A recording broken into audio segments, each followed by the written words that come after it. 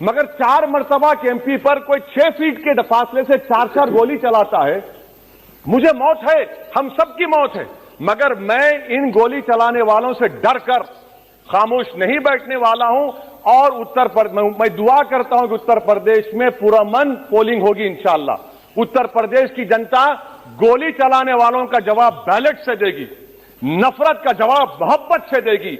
मैं नहीं लूंगा सिक्योरिटी, मैं जेड कैटेगरी नहीं चाहता हूं सिक्योरिटी। मुझे ए कैटेगरी का शहरी बनाइए आप, मुझे एक कैटेगरी का शहरी बनाइए ताकि मेरी और आपकी जिंदगी बराबर हो।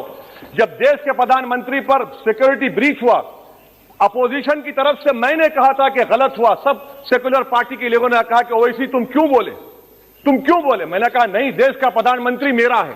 2015 में कहा था कि इंटरनल सिक्योरिटी डिपार्टमेंट एमएचए में उसमें तमाम मजाहिब के लोगों का एक काउंटर सेल बनाइए आप, पड़ जाएंगे। और सर ये रेडिकलाइज हो चुके हैं तो भारत की इससे राइट विंग कम्युनिज्म और टेररिज्म बढ़ेगा। मैं आपसे अपील कर रहा हूं कि जो गलती एनडीए 1 में की थी आप वही करने जा रहे हैं। आपको नुकसान होगा, आपकी सरकार को नुकसान होगा, देश को तो, देश की सालिमियत को खतरा तो पैदा हो रहा है। सर मैं आपके जरिए से सरकार को यह भी बताना चाहूंगा कि जिन लोगों ने ये रेडिकलाइजेशन किया है आप इस पर गौर करिए, इन पर यूएपीए क्यों नहीं लगाते आप? अगर कोई स्पीच देता है, अगर कोई फेसबुक पर किसी क्रिकेट मैच पर किसी टीम की तारीफ करता है तो यूएपीए लगता है। एक सिटिंग एमपी के ऊपर यूएपीए नहीं लगेगा सर, मैं सरकार पर छोड़ता हूं।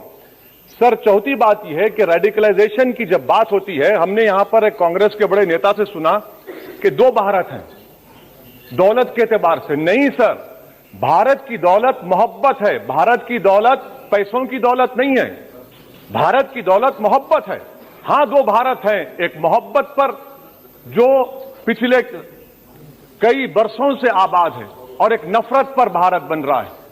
तो क्या आप दौलत की भारत की मिसाल देंगे या मोहब्बत की भारत की मिसाल देंगे? अगर मोहब्बत की भारत की मिसाल देंगे तो उसमें आपको मेरी जबान को रोकने के लिए गोली चलाने की जरूरत नहीं है। इस 2 भारत को समझने की जरूरत है। सर खत्म, सर मुझे खत्म, सर सुनिए सर, मैंने करीब से 6 फीट से गोलियां देखी, मुझे बोलने दीजिए सर। हो सकता है कि कल दिन ना देखूं मैं, अगर मैं यहां पर नहीं बोलूंगा तो कहां बोलूंगा सर? आप मुझे प्लीज बोलने दीजिए। सर मैं आपसे गुजारिश यह करना चाहूंगा कि आप हरिद्वार में, रायपुर में और इलाहाबाद प्रयागराज में मेरे बारे में क्या कहा गया? आपके नाईबी की रिपोर्ट है ना, आप क्यों छुपा रहे उसको? देखिए मैं मौत से नहीं डरने वाला हूं, हम सबको जाना है इस दुनिया से, बल्कि मैंने कह दिया कि मैं इस वतन में पैदा हुआ, मेरी मां की कोख से तो जमीन पर लिटाया गया। जब मेरी आंख बंद हो जाएगी तो इंशाल्लाह औरंगाबाद की जमीन मुझे दफनाया जाएगा। मगर मैं आपसे अपील करना चाह रहा हूं सरकार से सर कि जो कुछ बातें की गई हैं उसको देखिए। मैं जेड कैटेगरी सिक्योरिटी नहीं चाहिए मुझे, मैं हरगिज नहीं चाहिए मुझे। मैं 94 से पॉलिटिक्स में हूं, मैं आजाद जिंदगी गुजारना चाहता हूं। मैं घुटन के साथ जिंदा नहीं रह सकता इस दुनिया में। मुझे जिंदा रहना है तो अपनी आवाज उठाना है, मुझे जिंदा रहना है तो सरकार किसी के उनके खिलाफ बोलना है, और अगर गोली लगती है तो मुझे कबूल है, मगर मैं घुटन की जिंदगी नहीं गुजार सकता सर। मेरा मानना यह है कि संविधान में अगर देश के गरीबों को, मजलूमों को, अल्पसंख्यक समाज को सिक्योरिटी मिलेगा तो मुझे मिलेगी। आपकी चिंता हमें है ना सर, मैं आप सिक्योरिटी दे रहे हैं आपको नहीं सर, देश के गरीब बचेंगे तो मैं बचूंगा। ओवैसी की जान इखलाक पीलू से बढ़कर नहीं है सर, ओवैसी की जान उस वक्त बचेगी जब गरीब की जान बचेगी।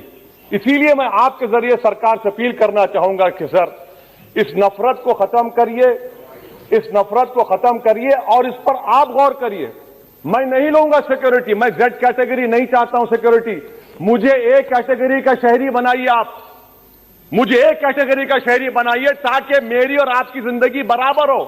जब देश के प्रधानमंत्री पर सिक्योरिटी ब्रीच हुआ, अपोजिशन की तरफ से मैंने कहा था कि गलत हुआ, सब सेकुलर पार्टी के लोगों ने कहा कि ओवैसी तुम क्यों बोले? मैंने कहा नहीं, देश का प्रधानमंत्री मेरा है, सिक्योरिटी ब्रीच हुई तो एक्शन लेना चाहिए।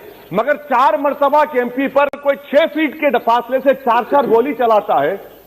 मुझे मौत है, हम सबकी मौत है, मगर मैं इन गोली चलाने वालों से डर कर खामोश नहीं बैठने वाला हूं। और मैं दुआ करता हूं कि उत्तर प्रदेश में पुरअमन पोलिंग होगी इंशाअल्लाह। उत्तर प्रदेश की जनता गोली चलाने वालों का जवाब बैलेट से देगी, नफरत का जवाब मोहब्बत से देगी और कमजोरों को दबाने का जवाब हिस्सेदारी से देगी। मेरी आपसे गुजारिश है सर कि मुझे जेड कैटेगरी नहीं चाहिए, मैं रिजेक्ट करता हूं। आप इंसाफ करिए सर, उस पर यूएपीए लगाइए। और इनके दिमाग कौन है?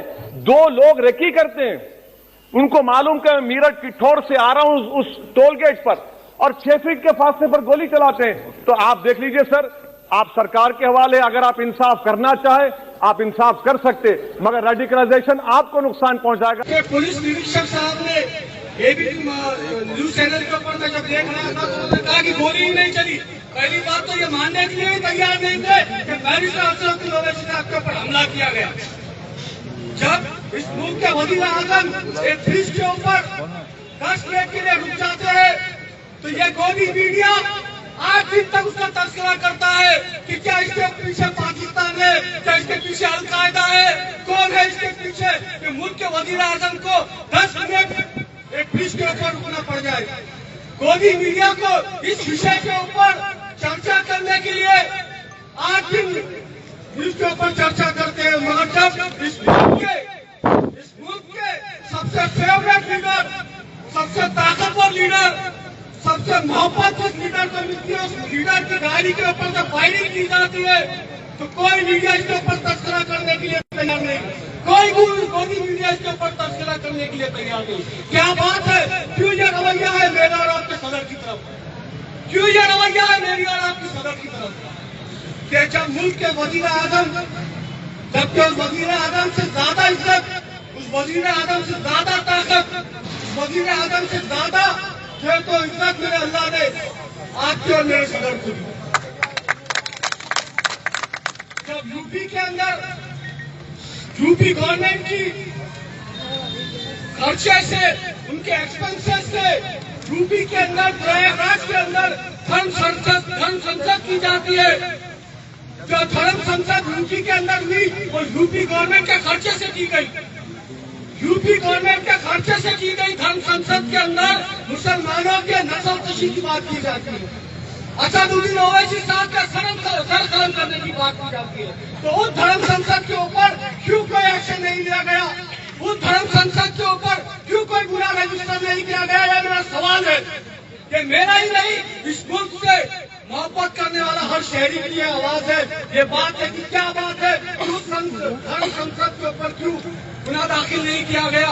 उस धर्म संसद में जो बातें की गई उसके ऊपर क्यों एक्शन नहीं लिया गया? आज जब हम इस धरना करने जा रहे हैं तो पूरी पुलिस